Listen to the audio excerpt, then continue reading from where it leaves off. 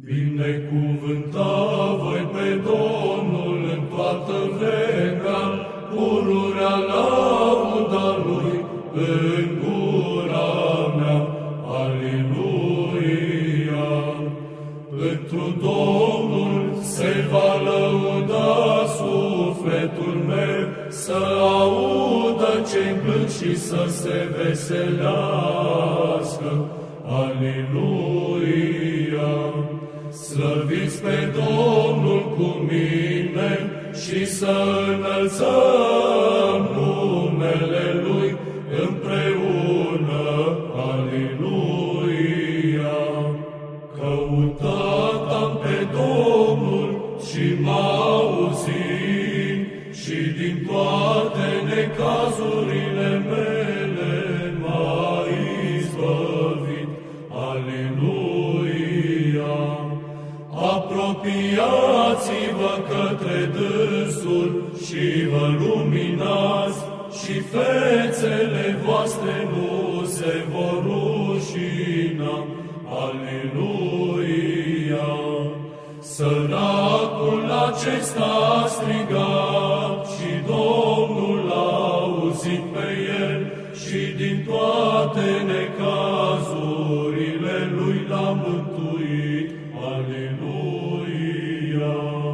Străjuiva îngerul Domnului împrejurul celor ce se tem de dânsul și va izbăvi pe ei.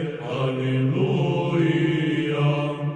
Gustați și vedeți că bun este Domnul, fericit bărbatul care nădăjduiește spre dânsul. Aleluia!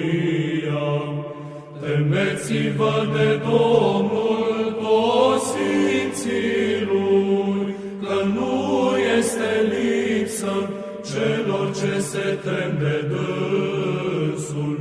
Aleluia! Bogații au sărăcit și au flămânzit, iar cei ce-L caută pe Domnul nu se vor lipsi de tot binele. Aleluia! Veniți, fiilor, ascultați-mă, frica Domnului voi învăța pe voi. Aleluia! Cine este omul cel ce se teme de Domnul, care iubește să vadă zile bune? Aleluia! Oprește-ți limba ta de la rău și buzele tale să nu grăiască vicleșug. Aleluia!